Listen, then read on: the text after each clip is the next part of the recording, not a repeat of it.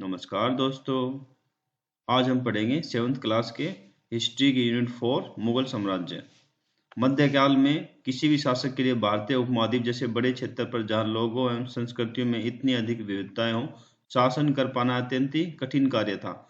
अपने पूर्ववर्तियों के विपरीत मुगलों ने एक साम्राज्य की स्थापना की और वह कार्य पूरा किया जो अब तक केवल छोटी अवधियों के लिए ही संभव जान पड़ता था।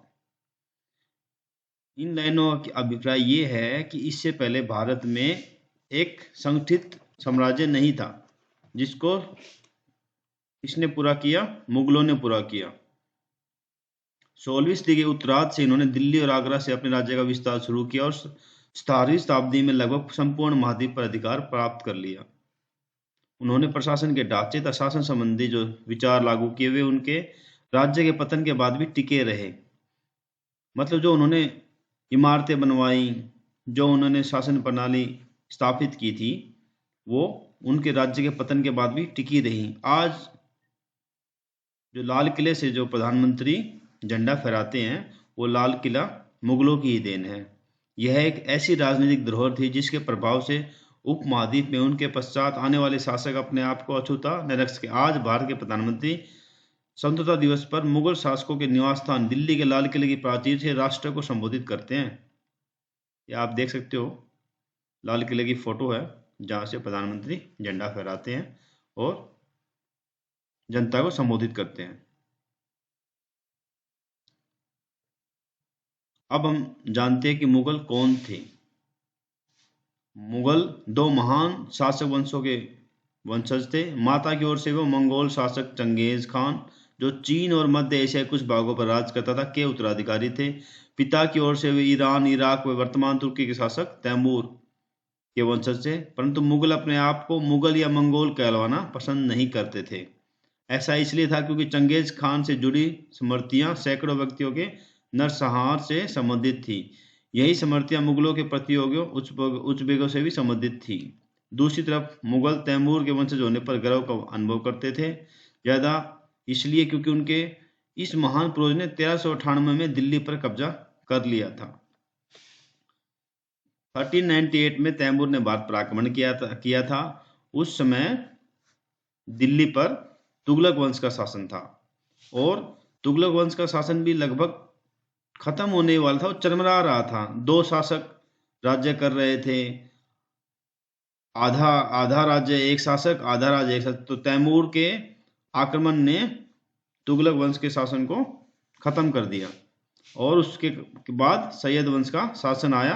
जो सैयद वंश के जो शासक थे, कुछ समय के लिए वो तैमूर के नाम पे शासन कर रहे थे, फिर तैमूर के बेटे के नाम पर शासन कर रहे थे। बाद में फिर उन्होंने अपने नाम पर शासन स्टार्ट कर दिया। उसके बाद लोधी वंश आया। तो आज हम मुगल वंश के बारे में बात करेंगे। तैमूर और उसके उत्तराधिकारी और मुगल सम्राटों का एक लघु चित्र, मतलब इसमें दिखाया हुआ है कि तैमूर को बैठा दिखाया हुआ है, फिर अकबर दिखाया है, ऐसे करके सारे औरंगजेब तक को दिखाया हुआ है।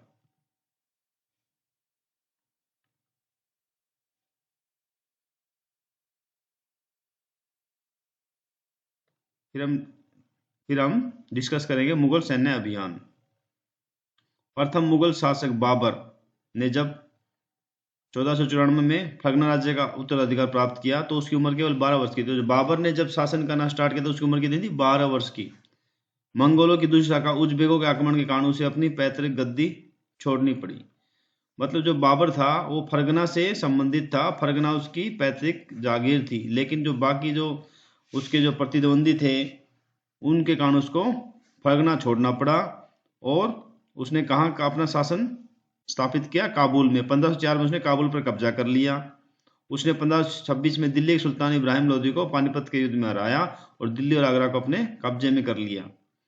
इब्राहिम लोदी को हरा पाने का मतलब उसको हरा पाया, ये क्यों, कैसे संभव हो पाया? ये सब संभव हो पाया क्योंकि जो मेवाड़ का शासक था राणा सांगा, उसने बाबर को आमंत्रित किया था और जो इब्राहिम लोदी का एक रिश्तेदार था जो पंजाब का शासक था, उसने भी बाबर का साथ दिया था। इन सब के कारण दिल्ली और आगरा पर बाबर का अधिकार हो पाया। और जो बाबर के पास थे ना, उसके पास जो तोपखाना था वो काफी मजबूत था। उसने इसी तोपखाने के बल पर दिल्ली और आगरा पर अपना अधिकार स्थापित किया था और उसने इब्राहिम लोदी को हरा दिया था। तालिका 1 में मुगलों के प्रमुख सैन्य अभियानों को दिखाया गया है, इसे ध्यान से पढ़िए।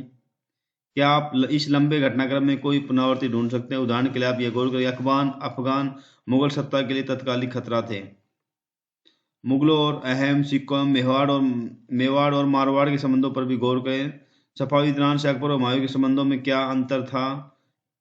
क्या औरंगजेब के शासनकाल में गोलकुंडा और बीजापुर के अधिकरण से दक्कन में युद्ध का अंत हो पाया?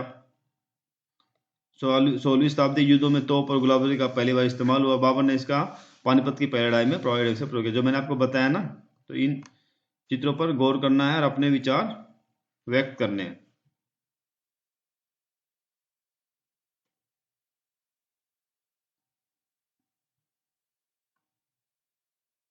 इसमें मुगल सम्राट, तालिका 1 में मुगल सम्राट के अभियान और घटनाएं के बारे में डिस्कस किया गया है। बाबर 1526 से 1530, 1526 में पानीपत के मैदान में से किसको हराया? इब्राहिम लोदी को हराया।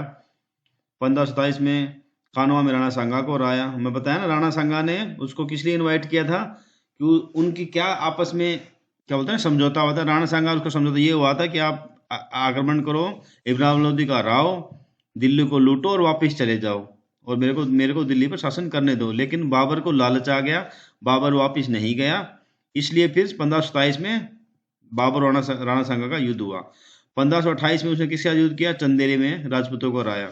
अपनी मृत्यु से पहले दिल्ली और आगरा में मुगल नियंत्रण स्थापित कर पाया। उसके बाद कौन आता? हुमायूं आता है। फिर हुमायूं के बारे में बताया गया है। मतलब हुमायूं को उसके पिता ने क्या बोला था कि बेटा तुम अपनी जो ना राज्य को या वसीयत को बांटना है, ये नहीं कि तुम अकेले शासन करोगे। तो उसने अपने पिता के आदेश का पालन किया, अपने राज्य को उसने 3 भागों में बांट लिया। हुमायूं ने अपने पिता के वसीयत के अनुसार जायदाद का बंटवारा किया, प्रत्येक भाई को एक प्रांत मिला। उसके भाई मिर्जा कामरान की महत्वाकांक्षाओं के कारण हुमायूं अपने अफगान प्रतिद्वंदियों के सामने फीका पड़ गया। शेर खान ने हुमायूं को 2 बार हराया। तो ये कंपटीशन एग्जाम में भी काफी बार क्वेश्चन आता है कि हुमायूं कौन से युद्धों में हराया, हुमायूं ने कौन से युद्ध शेर खान के साथ किए। तो 1539 में चौसा में और 1540 में कन्नौज में, ये 2 युद्ध शेर खान के साथ हुए जिसमें हुमायूं हार गया और उसको राज्य से हाथ धोना पड़ा। उसने फिर दोबारा अपना शासन स्थापित किया शेर खान की मृत्यु के बाद। और इस पराजय के कारण कहां चला गया? उसको ईरान जाना पड़ा। ईरान में हुमायूं ने सफविद शाह की मदद ली। उसने 1555 में दिल्ली पर पुनः कब्जा कर लिया, परंतु उससे अगले वर्ष इस इमारत में एक दुर्घटना में उसकी मृत्यु हो गई। ये कहा भी जाता है कि हुमायूं ऐसे जिंदगी भर लड़खड़ाता रहा और लड़खाते लड़खाते दिल्ली के पुस्तकालय से सीढ़ियों से गिरकर उसकी मृत्यु हो गई। फिर उसके बाद हम अकबर के बारे में पढ़ेंगे। अकबर 1556-1605। अकबर ने मतलब काफी अच्छा काम किया। इसने मतलब ना राजपूतों को अपने साथ कर लिया, राजपूतों के साथ अपने ना संबंध बनाए शादी करके, और राजपूतों को कंट्रोल में किया। राजपूतों को कंट्रोल करने वाला कोई शासक था तो वो अकबर था। उसके शासनकाल को 3 अवधियों में विभाजित किया जा सकता है। 1556 और 1570 के मध्य अकबर अपने संरक्षक बैरम खान और अपने घरेलू कर्मचारियों से स्वतंत्र हो गया। उसने सूरी और अन्य अफगानों, निकटवर्ती राज्यों, मालवा और गोंडवाना तथा अपने सौतेले भाई मिर्जा हाकिम और उजबेक विद्रोह को दबाने के सैन्य अभियान चलाया। 1568 में सिसोदियों की राजधानी चित्तौड़ और 1569 में रणथंभौर कब्जा कर लिया। 1570 और 1585 के मध्य गुजरात के विरुद्ध सैनिक अभियान हुए। इन अभियानों के पश्चात उसने पूर्व में बिहार, बंगाल और उड़ीसा में अभियान चलाए, जिन्हें 1579 में मिर्जा हाकिम के पक्ष में विद्रोह ने और जटिल कर दिया। 1585-1605 के मध्य अकबर के साम्राज्य का विस्तार और उत्तर पश्चिम में अभियान चलाए। सफाविदों को हराकर कांधार पर कब्जा किया गया और कश्मीर को जोड़ लिया। मिर्जा हाकिम की मृत्यु के बाद काबुल को भी अपने राज्य में मिला लिया। दक्कन में अभियानों की शुरुआत हुई और बरार, खानदेश और अहमदनगर के कुछ हिस्सों को अपने राज्य में मिला लिया। तो मतलब अकबर का जो आक्रमण के जो नया जो उसने अपने राज्य विस्तार का था उसको 3 भागों में डिवाइड किया हुआ है। पहले में ये दिखाया गया कि कैसे वो बोलते हैं ना पेटीकोट सरकार, उससे स्वतंत्र हुआ। उसके बाद उसने गुजरात में अभियान किए और गुजरात में अभियान करने के बाद उसने बुलंद दरवाजा बनवाया है। ठीक है, फिर लास्ट वाला जो अभियान है 1585-1605 के मध्य उसमें क्या है दक्षिण में अपना विस्तार किया है। ये इसमें डिस्कस किया गया है।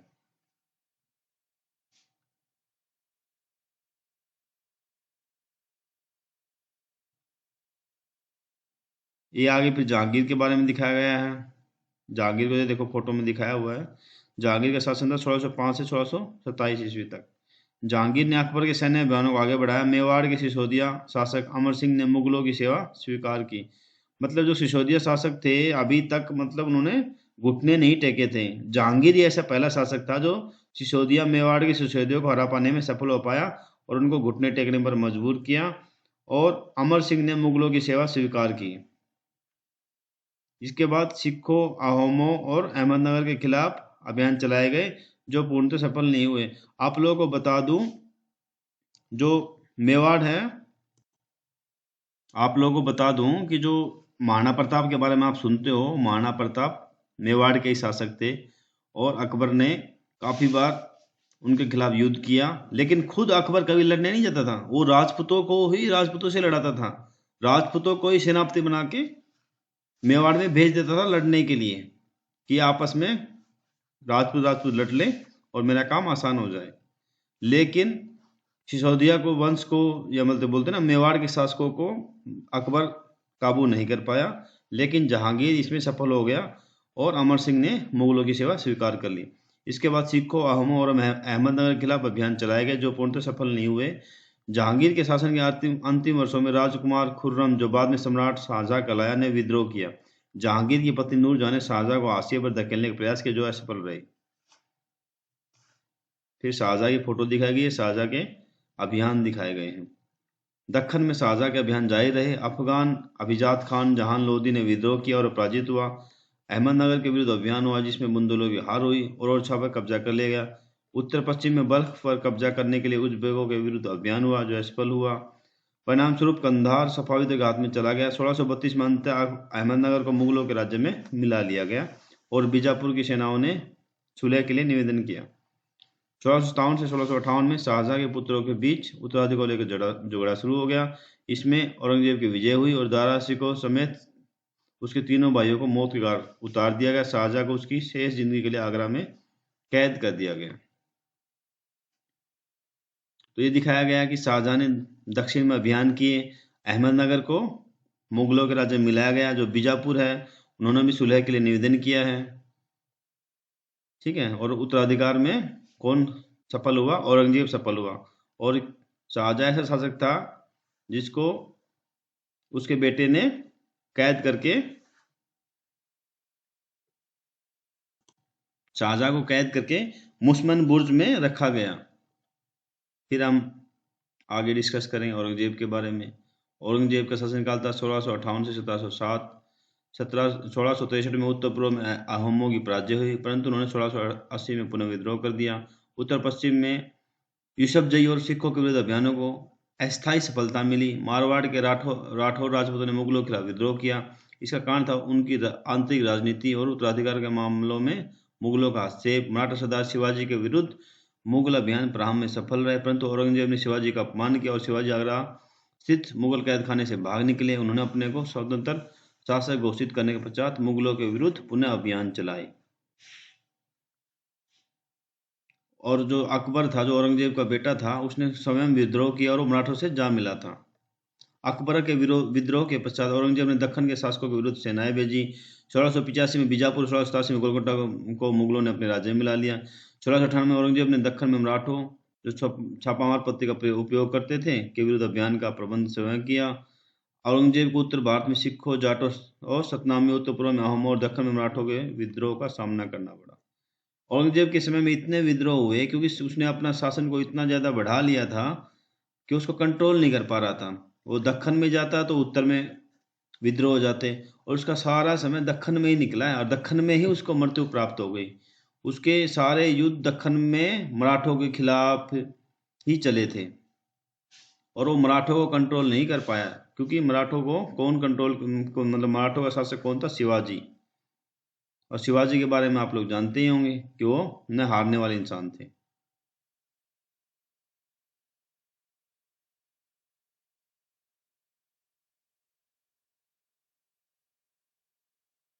ये उस समय के राज्य दिखाए गए हैं जो भारत में जिस स्थान पर जो राज्य था वो दिखाया हुआ है। उत्तराधिकार की मुगल परंपराएं। मुगल ज्येष्ठाधिकार के नियम में विश्वास नहीं करते थे, जिसमें ज्येष्ठ पुत्र अपने पिता के राज्य का उत्तराधिकारी होता था। मतलब जो भारत में जो पहले शासक होते थे उसमें क्या था, ज्येष्ठाधिकार का पालन किया जाता था, मतलब जो ज्येष्ठ पुत्र होगा उसको शासन मिलेगा, लेकिन ऐसा मुगलों में नहीं था। इसके विपरीत उत्तराधिकार में वे शहरयाद की मुगल और तैमूर वंशों की प्रथा को अपनाते थे, जिसमें उत्तराधिकार का विभाजन समस्त पुत्रों में कर दिया जाता था। तालिका 1 में दिए गए रंगीन उदाहरणों को पढ़िए और मुगल राजकुमार के विद्रोह से जुड़े प्रमाणों पर गौर कीजिए। आपके अनुसार उत्तराधिकार कौन सा तरीका सही था, ज्येष्ठाधिकार या शहरयाद? ये बच्चों आप लोगों को बताना, ये आपसे क्वेश्चन पूछा गया है। मुगलों के अन्य शासकों के साथ संबंध। तालिका 1 को फिर से देखें, आप पाएंगे कि मुगलों ने उन शासकों के विरुद्ध लगातार अभियान किए जिन्होंने उनकी सत्ता को स्वीकार करने से इनकार कर दिया। जब मुगल शक्तिशाली हो गए तो अन्य कई शासकों ने स्वेच्छा से उनकी सत्ता स्वीकार कर ली। राजपूत इसका एक अच्छा उदाहरण है। अनेकों ने मुगल घरानों में अपनी पुत्रियों के विवाह करके उच्च पद प्राप्त किए, परंतु कई ने विरोध भी किया। विरोध करने वालों में कौन थे? मेवाड़ के शासक और मारवाड़ के भी। लेकिन मारवाड़ के शासकों ने कब विद्रोह किया? औरंगजेब के समय में। मेवाड़ के सिसोदिया राजपूत लंबे समय तक मुगलों की सत्ता को स्वीकार करने से इनकार करते रहे, परंतु जब वे हारे तो मुगलों ने उनके साथ सम्मानीय व्यवहार किया और उन्हें उनकी जागीरें वतन जागीर के रूप में वापस कर दी। पराजित करने परंतु अपमानित न करने के बीच सावधानी से बनाए गए संतुलन की वजह से मुगल भारत के अनेक शासकों और सरदारों पर अपना प्रभाव पड़ा पाए, परंतु इस संतुलन को हमेशा बरकरार रखना कठिन था। एक बार तालिका 1 को देखें, गौर करें, जब शिवाजी मुगल सत्ता स्वीकार करने आए तो औरंगजेब ने उनका अपमान किया। इस अपमान का क्या परिणाम हुआ? मतलब शिवाजी को क्या था ना कि शिवाजी से जो हारे हुए जो मनसबदार थे या जो राजा थे, जो दूसरे, मतलब आप मनसबदार पढ़ेंगे तो आपको समझ में आएगा कि मनसबदार जागीरदार क्या होते थे। ये एक पद था, तो ये पद दिया गया था। तो एक जो शासक था जो शिवाजी से हारा हुआ था, शिवाजी से मतलब नीचे स्तर का था, उसको शिवाजी के साथ खड़ा कर दिया गया और उसको शिवाजी से मतलब अच्छा पद दिया गया। तो इसलिए शिवाजी ने अपना इसमें अपमान माना और वे उधर से चले गए। मनसबदार और जागीरदार। जैसे जैसे साम्राज्य में विभिन्न क्षेत्र सम्मिलित होते गए, वैसे वैसे मुगलों ने तरह तरह के सामाजिक समूहों के सदस्यों को प्रशासन में नियुक्त करना आरंभ किया। शुरू में ज्यादातर सरदार तुर्की ईरानी थे, लेकिन अब इस छोटे समूह के साथ साथ उन्होंने शासक वर्ग में ईरानियों, भारतीय मुसलमानों, अफगानों, राजपूतों, मराठों और अन्य समूहों को सम्मिलित किया। मुगलों की सेवा में आने वाले नौकरशाह मनसबदार कहलाए। मनसबदार शब्द का प्रयोग ऐसे व्यक्तियों के लिए होता था जिन्हें कोई मनसब यानी कोई सरकारी हैसियत था, पद मिलता था। मैं बताया ना आपको कि एक पद था। यह मुगलों द्वारा चलाई गई श्रेणी व्यवस्था थी, जिसके जरिए 1 पद, 2 वेतन और 3 सैन्य उत्तरदायित्व निर्धारित किए जाते थे। मतलब उसके बाद क्या उसका पद है, कितना उसका वेतन है और उसको कितना सैनिक रखना है, ये सब उसमें उस पद में निहित होता था। पद और वेतन का निर्धारण जात की संख्या पर निर्भर था। जात की संख्या जितनी अधिक होती थी, दरबार में अभिजात की प्रतिष्ठा उतनी ही बढ़ जाती थी, उसका वेतन भी उतना ही अधिक होता था। जात मतलब कितने वो सैनिक रखेगा, कितने घुड़सवार रखेगा। जो सैन्य उत्तरदायित्व मनसबदार को सौंपे जाते थे, उन्हीं के अनुसार उन्हें घुड़सवार रखने पड़ते थे। मनसबदार अपने सवारों को निरीक्षण के लिए लाते थे। वे अपने सैनिकों के घोड़ों को दगवाते थे एवं सैनिकों का पंजीकरण करवाते थे। इन कार्रवाइयों के बाद ही उन्हें सैनिकों को वेतन देने के लिए धन मिलता था। मनसबदार अपना वेतन राजस्व एकत्रित करने वाली भूमि के रूप में पाते थे, जिन्हें जागीर कहते थे, और जो तकरीबन इक्ताओं के समान थी। परंतु मनसबदार मुक्तियों से भिन्न अपने जागीरों पर नहीं रहते थे और न ही उन पर प्रशासन करते थे। उनके पास अपनी जागीरों से केवल राजस्व एकत्रित करने का अधिकार था। यह राजस्व उनके नौकर उनके लिए एकत्रित करते थे, जबकि वे स्वयं देश के किसी अन्य भाग में सेवारत रहते थे।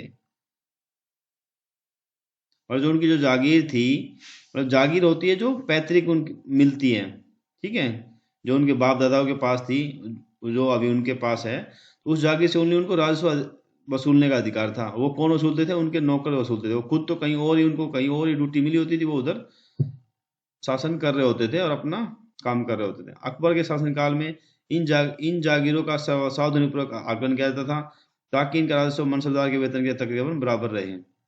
औरंगजेब के शासनकाल तक पहुंचते पहुंचते स्थिति बदल गई। अब प्राप्त राजस्व मनसबदार के वेतन से बहुत कम था। मनसबदार संख्या में भी अत्यधिक वृद्धि हुई, जिस कारण जागीर मिलने से पहले एक लंबा इंतजार करना पड़ता था। इन सभी कारणों से जागीर संख्या में कमी हो गई। फलस्वरूप कई जागीरदार जागीर रहने पर यह कोशिश करते थे कि वह जितना वसूल कर सके कर लें अपने शासनकाल के अंतिम वर्षों में औरंगजेब इन प्रयत्नों पर नियंत्रण नहीं रख पाए। इस कारण किसानों को अत्यधिक मुसीबतों का सामना करना पड़ा। जब्त और जमींदार।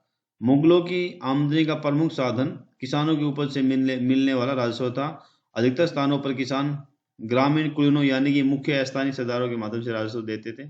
समस्त मध्यस्थों के लिए, चाहे वो स्थानीय ग्राम के मुखिया हो या फिर शक्तिशाली सरदार हो, मुगल एक ही शब्द जमींदार का प्रयोग करते थे। अकबर के राजस्व मंत्री टोडरमल ने 10 साल 1570 से लेकर 1580 कालावधि के लिए कृषि की पैदावार, कीमतों और कृषि भूमि का सावधानीपूर्वक सर्वेक्षण किया। इन आंकड़ों के आधार पर प्रत्येक फसल पर नकद के रूप में राजस्व निश्चित कर दिया गया। प्रत्येक सूबे के राजस्व मंडलों में बांटा गया। प्रत्येक की हर फसल के लिए राजस्व दर की अलग सूची बनाई गई। राजस्व प्राप्त करने की इस व्यवस्था को क्या जाता है, जब्त कहा जाता है। यह व्यवस्था उन स्थानों पर प्रचलित थी जहां पर मुगल प्रशासनिक अधिकारी भूमि का निरीक्षण कर सकते थे और सावधानीपूर्वक का हिसाब रख सकते थे। ऐसा निरीक्षण गुजरात और बंगाल जैसे प्रांतों में संभव नहीं हो पाया। कुछ क्षेत्रों में जमींदार इतने शक्तिशाली थे कि मुगल प्रशासकों द्वारा शोषण किए जाने की स्थिति में विद्रोह कर सकते थे। कभी कभी एक ही जाति के जमींदार और किसान मुगल सत्ता के खिलाफ मिलकर विद्रोह कर देते थे। 17वीं शताब्दी के आखिर से ऐसे किसान विद्रोह ने मुगल साम्राज्य के स्थायित्व को चुनौती दी। टोडरमल ने क्या हुआ कि मतलब भूमि का सर्वेक्षण करवाया सावधानी पूर्वक, और मतलब अलग अलग फसल को का अलग अलग उसने नगद राजस्व निर्धारित किया और प्रत्येक सूबों को राजस्व मंडलों में बांटा गया और प्रत्येक हर फसल के राजस्व दर की अलग सूची बनाई गई। ये कब को किसके से उसमें काम हुआ है, टोडरमल के काम में हुआ, के समय में हुआ।